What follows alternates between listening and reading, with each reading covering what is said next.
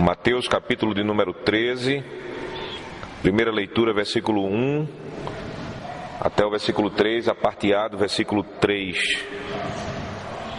Naquele mesmo dia, saindo Jesus de casa, assentou-se à beira-mar, e grandes multidões se reuniam perto dele, de modo que entrou num barco e se assentou, e toda a multidão estava em pé na praia. E de muitas coisas lhes falou por parábolas. Vamos até esse ponto. Vamos agora para o versículo 24, até o versículo número 30. Parábola do joio e o trigo. Outra parábola lhes propôs, dizendo: o reino dos céus é semelhante a um homem que semeou boa semente no seu campo. Mas enquanto os homens dormiam, veio o inimigo dele, semeou o joio no meio do trigo e retirou-se. E quando a erva cresceu e produziu fruto, apareceu também o joio. Então, vindo os servos do dono da casa, lhe disseram: Senhor, não semeaste boa semente no teu campo? De onde vem, pois, o joio? Ele, porém, lhes respondeu: um inimigo fez isso. Mas os servos lhe perguntaram: queres que vamos e arranquemos o joio? Não, replicou ele, para que, ao separar o joio, não arranqueis também com ele o trigo. Deixai-os crescer juntos até a colheita. E no tempo da colheita direi aos ceifeiros: ajuntai primeiro o joio, atai-o em feixes para ser queimado, mas o trigo recolhei-o no meu celeiro. O texto também da nossa pregação são os versículos 36 até 43, mas nós vamos ler esses versículos durante a pregação. Amada congregação de nosso Senhor Jesus Cristo, a passagem que nós lemos, ela mostra um dia cheio de parábolas. Neste dia, Jesus ele contou diversas verdades acerca do reino de Deus, usando esse meio de linguagem, esse tipo, essas ilustrações que nós conhecemos como parábolas. E as crianças sabem, parábolas são histórias com um ensino dentro. E uma dessas muitas parábolas, nesse dia de parábolas, foi a parábola do joio e o trigo. E como nós vimos no capítulo 13, versículo 1 a 3, essa parábola ela foi contada pelo Senhor às multidões que o seguiam durante o seu ministério público pela Galileia. Essas multidões estavam ouvindo de Jesus, e elas estavam indo até Jesus, vindas de todos os lugares de Israel e até mesmo das regiões de fora de Israel. E para essas multidões, os mistérios, aquilo que estava oculto acerca do reino dos céus, não fora revelado. Os mistérios do reino dos céus ainda estavam escondidos para essas multidões.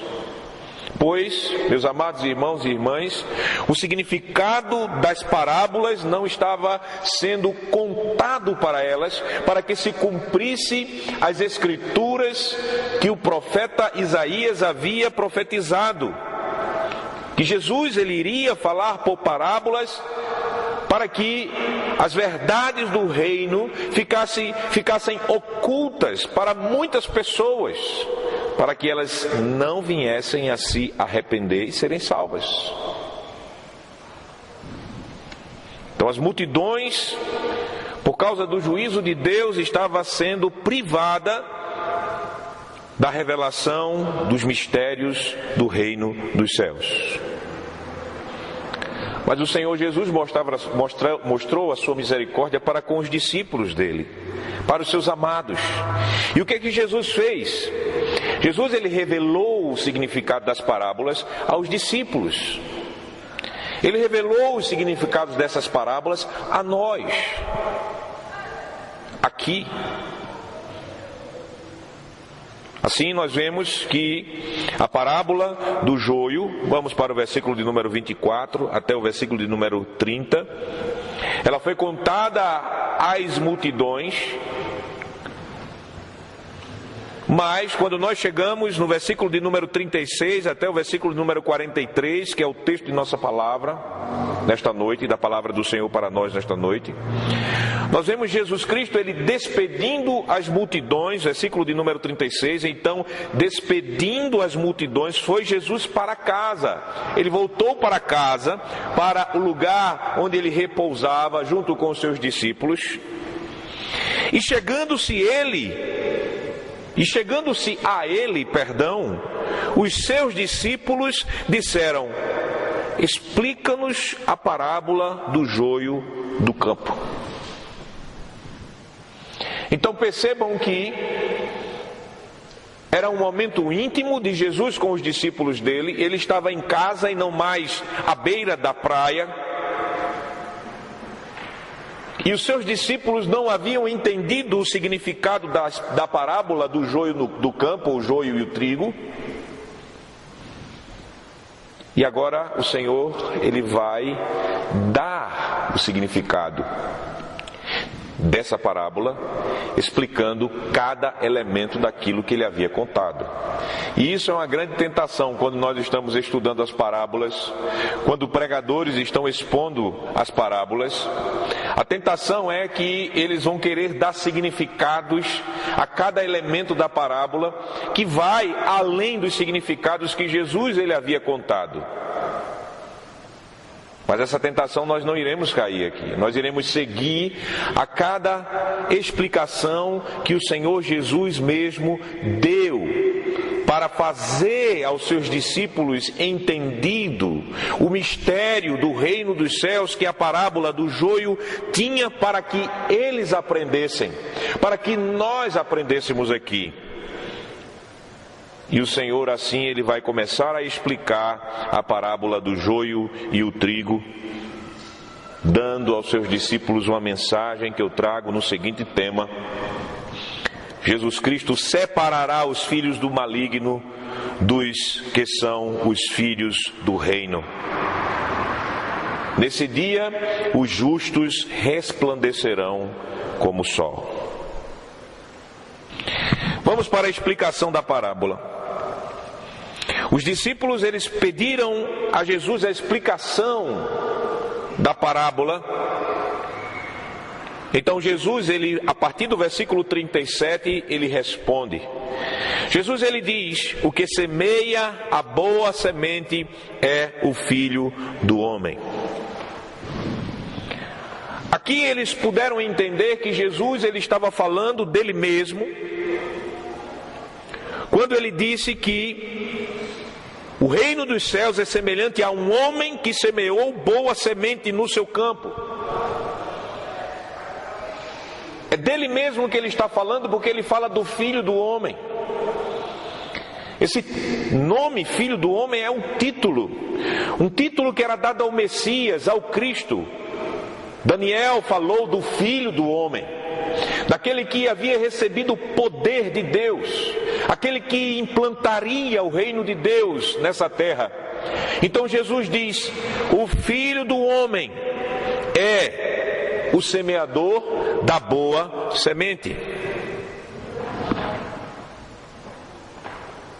E no versículo 38, Jesus ele vai dizer qual é o campo onde a boa semente foi semeada. O campo é o mundo.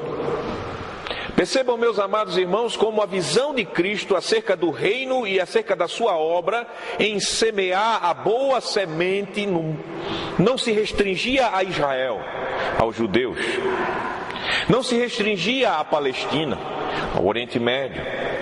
Mas notem que Jesus é o Filho do Homem, aquele que tem um campo em todo o cosmos, em toda a terra. O mundo é o campo. Isso abre a visão dos discípulos.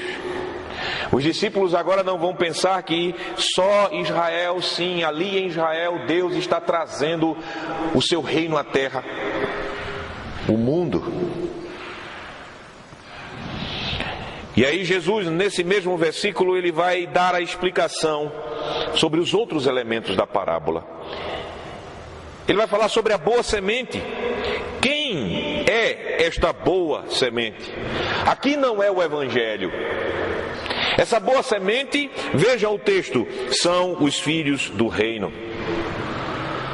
Então, Jesus, o Filho do Homem, ele está no mundo, semeando os filhos do reino. Quem são esses filhos do reino?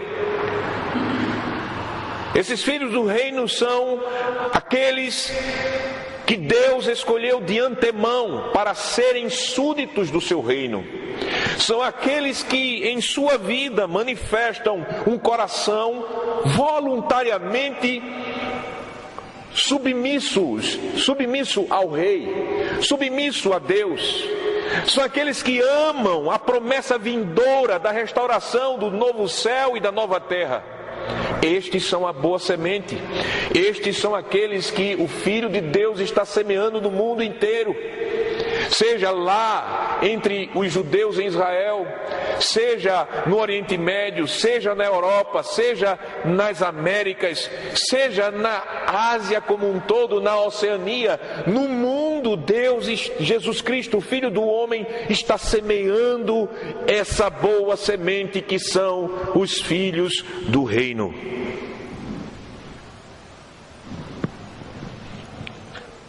Mas nós sabemos que,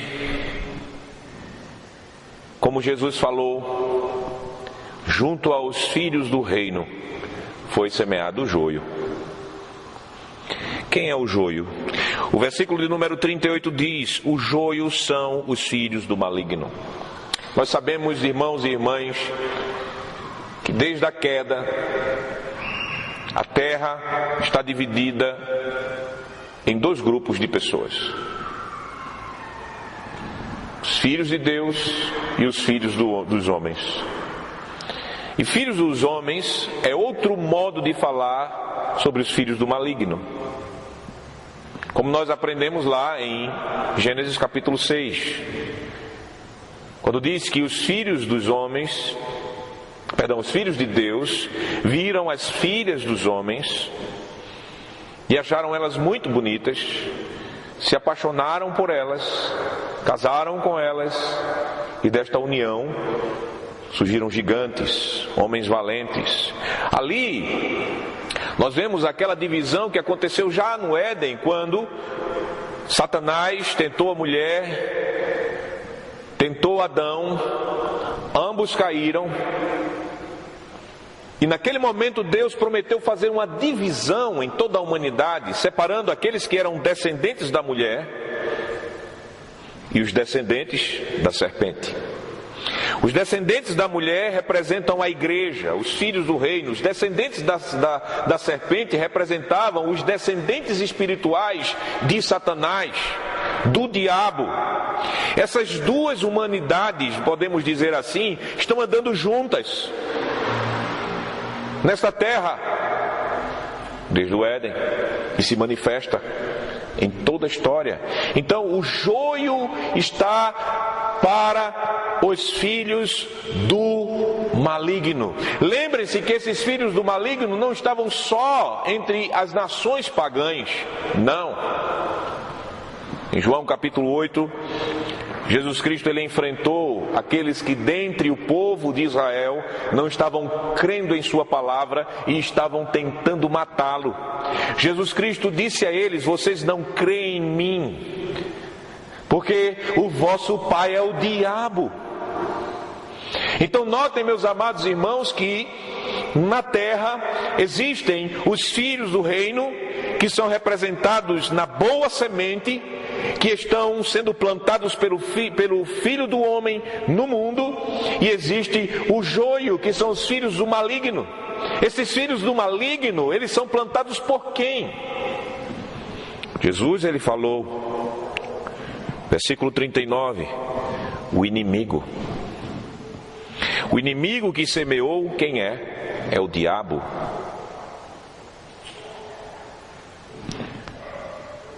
Existem pessoas que não querem falar de diabo. Existem outros que não acham que ele não existe. Jesus nos ensinou aquilo que a palavra de Deus nos diz: o diabo existe. O diabo tem os seus filhos espirituais. Estes filhos espirituais do diabo, eu já falei, são aqueles que não dão crédito à verdade do Evangelho, aqueles que por rebelião seguem seu pai, o mentiroso, que é o pai da mentira, seguem aquele que de fato odeia a Deus e odeia o Evangelho de Jesus Cristo. O diabo é o inimigo. Nunca pensem que o diabo é amigo. Não, ele é o inimigo.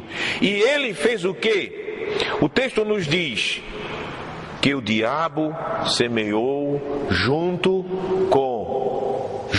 ao trigo os seus filhos. Essa é a realidade. No mundo, os filhos do reino estão tão juntos dos filhos do maligno que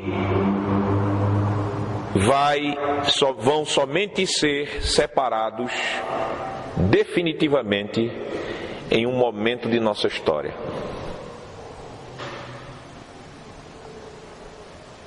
Jesus, ele falou no versículo 39, parte B e C: a ceifa. A ceifa é a colheita. Lembre-se da parábola, quando o dono do campo foi dormir, o inimigo veio, plantou o joio ao lado do trigo, e o joio é uma planta muito parecida com o trigo, muito parecida mesmo, que só quando ela cresce e começa a dar seu fruto é que a distinção começa a ser percebida, e que as suas raízes, elas se entrelaçam com as raízes do trigo. Então lembrem, o inimigo semeou junto. E quando o joio e o trigo crescem e ambos começam a dar seus frutos, os servos percebem e dizem: Senhor, que é isso? Você não plantou, o Senhor não plantou uma boa semente? E o Senhor da parábola diz: sim, mas veio o inimigo e semeou junto com ela o joio. E aí os servos dizem: então vamos fazer o seguinte, vamos arrancar logo. Bora perder tempo não. Apressados. O Senhor da parábola, ele diz: não. Replicando, respondendo,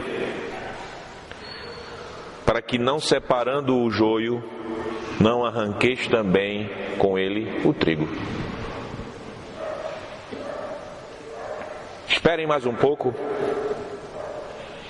deixe eles crescerem juntos. O tempo da colheita vai vir.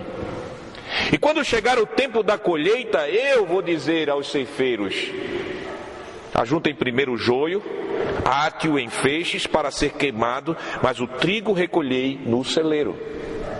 Versículo número 30.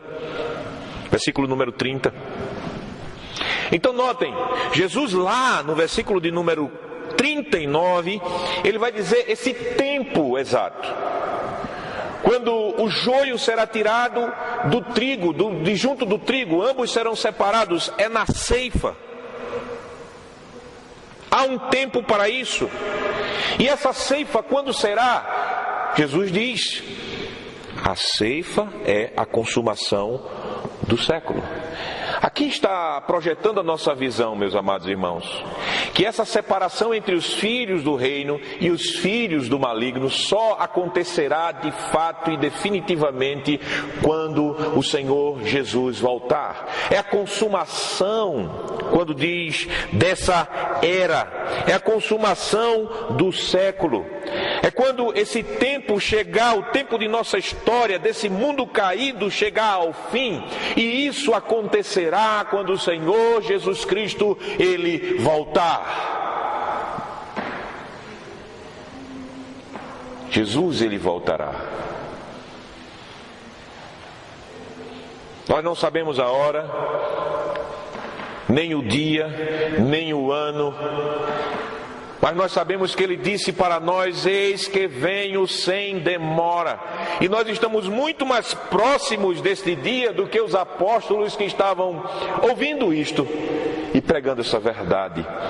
A consumação do século será o dia da ceifa. E o que acontecerá nesse dia?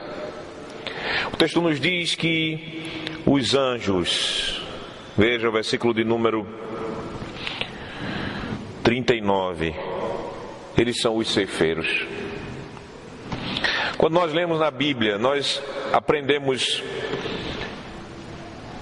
em Apocalipse capítulo 14 que o próprio Senhor Jesus Cristo, Ele irá recolher os seus grãos. Mas quando nós lemos o texto de Mateus, capítulo número 13, versículo de número 39, como também Mateus, capítulo de número 24, versículo de número 31, nós vemos que Jesus Cristo, Ele fará essa colheita onde vai haver a separação entre os filhos do maligno e os filhos do reino, mediante o uso dos seus anjos. Mateus capítulo 24, versículo 31, o Senhor falando e nos projetando para o dia do seu retorno, Ele diz o seguinte, Mateus 24, 31, e Ele enviará os seus anjos com grande clangor de trombeta, os quais reunirão os seus escolhidos dos quatro ventos, de uma a outra extremidade dos céus. Quem fará a ceifa? Quem pegará o joio? Quem pegará o trigo? Serão os anjos. Jesus fará isso por meio dos seus anjos.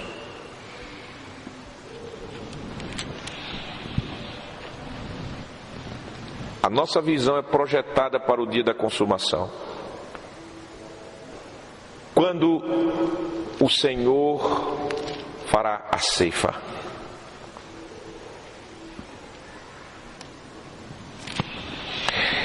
No versículo 41 nós vemos que mandará o Filho do Homem os seus anjos.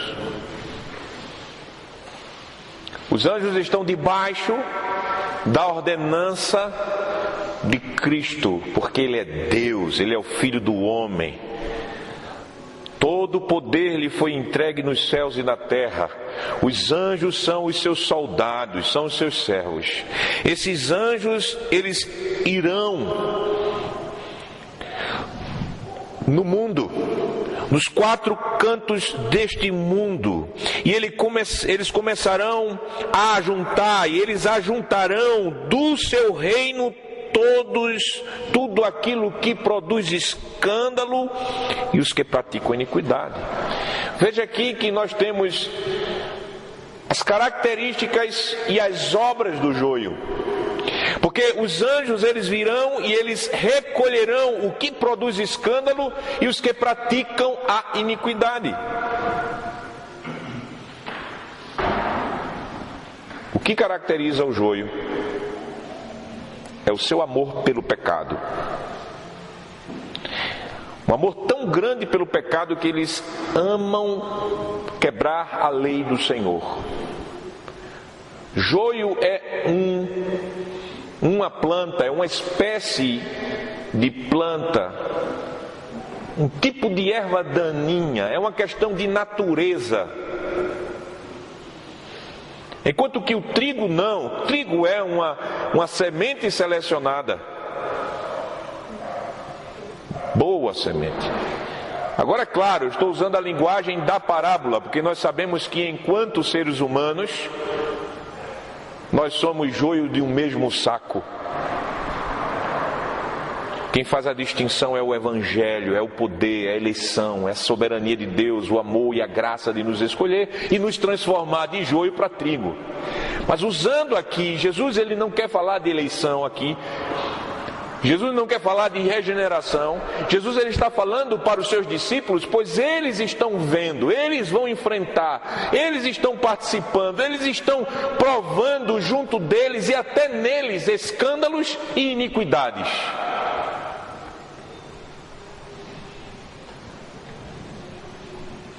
Eles estão vendo ainda o reino sendo plantado e junto disto o diabo operando no próprio Israel. Não é assim na igreja, quando nós olhamos tantos escândalos dentro da igreja, nós olhamos pecados e fraquezas e iniquidades grosseiras dentro da igreja. E nós podemos pensar, rapaz, será que tem jeito? E às vezes nós pensamos assim, rapaz, vamos arrancar logo isso, vamos agir de forma mais rápida. Eu não estou desprezando disciplina eclesiástica, porque isso é outro assunto, deve ser aplicada. O Senhor Jesus, Ele nos ensinou isso mais adiante, no capítulo 16, no capítulo 18 de Mateus, Ele vai falar sobre disciplina. Mas os discípulos estavam vendo as características do joio. E Jesus estava dizendo aqui, tudo que produz escândalo, o texto diz, e os que praticam a iniquidade. Esses anjos, no dia do retorno de Jesus, na consumação, ajuntará. É claro que aqui fala daqueles que morreram em seus pecados e escândalos, e não se arrependeram desses pecados e escândalos, não se arrependeram. E aqueles que estiverem vivos no dia do retorno de Cristo, produzindo os escândalos e as iniquidades, esses serão ajuntados. E qual será a recompensa? Versículo 42. E os anjos lançarão na fornalha acesa. Ali haverá choro e ranger de dentes.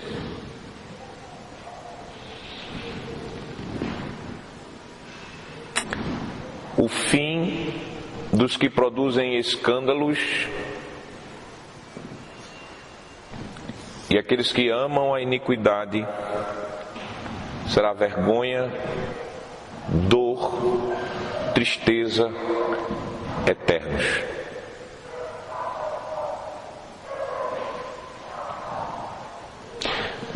Não podemos nos enganar achando que pecado não tem consequência. Pecado tem consequência. E não podemos nos enganar achando que amor ao pecado ficará impune. Eu falo amor ao pecado, porque eu e você podemos pecar por fraquezas, por um período de muita fraqueza, podemos até praticar pecados grosseiros contra o Senhor. Mas é diferente se eu amo os meus pecados, se eu me satisfaço em meus pecados, se eu acaricio os meus pecados. O Senhor, Ele avisa-nos, como avisou aos discípulos: os meus anjos pegarão este joio, estes filhos do maligno, e os lançarão na fornalha acesa. Isso é a representação daquela segunda morte que em Apocalipse nós temos, o grande lago de fogo, onde quem habitará lá será Satanás, seus anjos e todos aqueles que praticam e amam a iniquidade. Meus amados irmãos, o Senhor Jesus, Ele fala que haverá uma purificação nesta terra. Essa purificação plena não será agora. será no futuro. E é claro que aqui o texto está falando de, como diz no versículo número 42, número 41, os escândalos. Ele está falando aqui dos acontecimentos escandalosos, podemos dizer aquilo que pratica escândalo. Sabemos que Jesus Cristo, ele falou que haveriam escândalos, mas ai daqueles pelos quais esses escândalos viessem. Então você tem os escândalos, você tem aqueles que produziam os escândalos. E aqui eu estou dizendo que aqueles que produzem escândalos e amam isso, que faz aquilo que pode fazer tropeçar seu irmão, como acontecia com os fariseus, que eles estavam na porta do reino, impedindo que outras pessoas entrassem no reino. Jesus falou que eles faziam 2 vezes as pessoas discípulas do inferno. Eles atravessavam oceanos inteiros para ensinarem às pessoas o falso evangelho da justificação pelas obras. E Jesus diz: vocês estão fazendo essas pessoas 2 vezes merecedoras do inferno. Então eles estavam produzindo escândalos. Então ai daqueles por quem vêm os escândalos. E eu falei a vocês que aqui é uma promessa de purificação da terra, que envolve não somente, que inclui não somente o ato do Senhor estar arrancando os filhos do maligno deste mundo e lançando na fornalha, mas também purificando tudo aquilo que for pecado. E nisto aqui está falando de quem? Dos próprios filhos do reino. Porque nós sabemos que os filhos do reino, apesar do texto nos falar que eles são justos, nós sabemos que esta justiça está falando daquela obra do Espírito Santo que age em nós, quando por fé nós estamos buscando o reino de Deus em primeiro lugar e a sua justiça, ou seja, querendo viver em obediência à lei do Senhor, por gratidão e por amor, querendo servir ao Senhor de coração, se colocando voluntariamente debaixo do governo de Cristo, dizendo: Jesus, tu és o meu rei, Jesus, eu quero que tu reines sobre mim. Em cada momento que eu respiro, eu quero que tu estejas reinando sobre mim. Eu quero obedecer a tua palavra. Eu oro, Senhor, que a tua vontade seja feita aqui na terra como é no céu. Venha o teu reino. Nós sabemos que esses filhos do reino, que são justos, eles não são sem pecado, mas eles abominam o pecado. Eles mostram isso em sua vida, de obediência sincera ao Senhor. O versículo de número 40 e 41, ele está nos mostrando dessa purificação que acontecerá na consumação do século, feita pelo Filho de Deus, que é o Filho do homem, onde os que produzem escândalos, os que vivem em iniquidade e aquilo que produz escândalo, ou seja, pecado, até em nós, será retirado de uma vez por todas. Eu posso aplicar dessa forma também os que produzem escândalo, ou aquilo que é escandaloso. Então aqui nessa parábola nós temos claramente o ensino de Jesus sobre o que acontecerá com os filhos do maligno. Eles passarão vergonha e condenação eterna. Eles ficarão eternidade a eternidade em sofrimento. Você pode estar pensando: mas pastor, isso não é muito duro? Isso não é algo assim cruel? Saber que existem seres humanos vivendo eternamente, morrendo eternamente, porque quem vive não vive no inferno, vai ser morte eterna, em sofrimento, em ranger de dentes, em choro. É verdade, é algo muito terrível, é tão terrível que eu não quero nem chegar perto. E não quero que nenhum homem nessa terra, nem o meu pior inimigo esteja nessa situação. Eu quero que eles sejam convertidos. Mas o que você deve pensar que quando você vê essa punição tão terrível, você deve pensar no pecado tão terrível que a humanidade faz contra Deus. O pecado contra Deus é um pecado contra a maior majestade que existe. Então, para ser justa a condenação, tem que ser a altura do pecado cometido. Se Deus é eterno, se a majestade dele é eterna e suprema, qual punição merece aqueles que pecam contra esta majestade eterna e suprema? Por isso que o lago de fogo, por isso que essa fornalha acesa, ela é eterna e terrível, porque o pecado que foi cometido pela humanidade e cada pecado que nós cometemos nesta vida é um pecado contra a suprema majestade de Deus. E por isso é tão terrível o castigo dos filhos do maligno. E não pensem que os filhos do maligno, eles estão preocupados com isso. Pelo contrário, eles são filhos do diabo. O que vai acontecer com eles é que eles vão provar as consequências daquilo que eles tanto amam: iniquidade, desobediência a Deus, rebelião contra o Senhor. Porque isso é a natureza do joio. Porque eles são filhos do maligno. Agora, focando para aquilo que o Senhor Jesus ele está querendo alimentar a nossa esperança. Porque essa parábola aqui, ela está nos trazendo a mensagem que nós, como discípulos de Jesus, podemos ter a esperança que um dia os filhos do maligno serão separados daqueles que são os filhos do reino. E os filhos do reino, eles resplandecerão como o sol. Isso é uma mensagem de esperança para os discípulos de Jesus que vão enfrentar e ver tantas coisas feias acontecendo no mundo e dentro da igreja. Veja o versículo de número 43, o final da parábola, da explicação da parábola.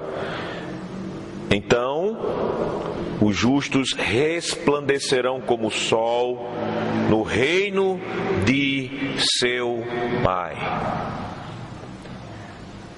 Os joios são os filhos de quem? Do maligno. A boa semente são os filhos do reino. Mas notem que Jesus falou que esses filhos do reino são filhos do Pai, que é o Deus desse reino. O texto nos diz: os justos resplandecerão como sol no reino de seu Pai. Do Pai, que é o Filho do homem. O Filho do homem, que tem Deus como Pai. O Filho do homem, que é Jesus. O Filho do homem, que por meio dele nós somos feitos filhos do reino. E assim nós podemos dizer que pela graça de Deus, nós que estamos ligados a Jesus Cristo pela verdadeira fé, podemos ter a plena esperança da nossa glória eterna, porque o texto nos diz: os justos resplandecerão como o sol. Você imagina uma plantação de trigo madura, em um sol lindo. Parece que você está vendo um espelho do sol, tudo amarelo. Tão amarelo que parece luz, tão amarelo que parece branco. Sol na sua intensidade.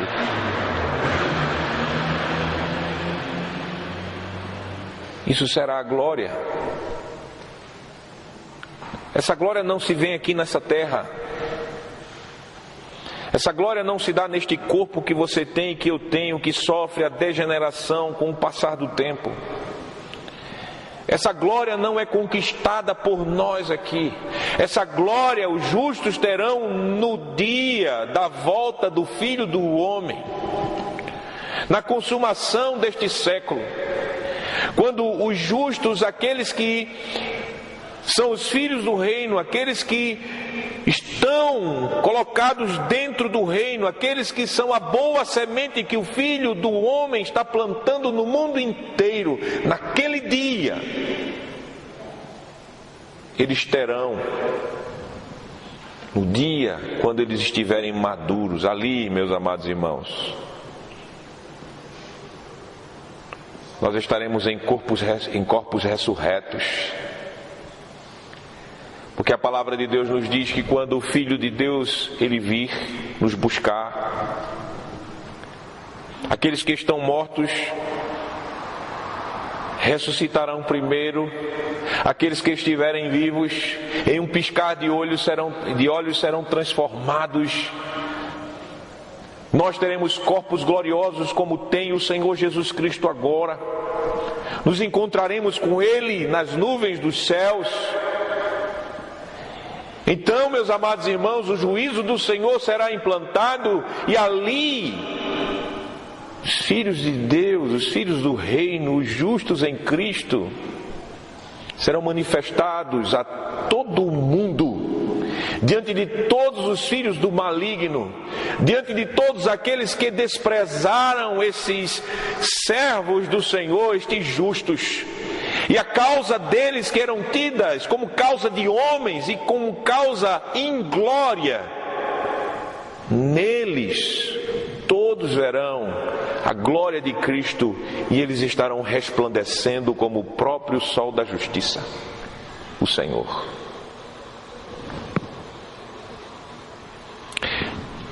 Esse é o fim glorioso que nos é prometido.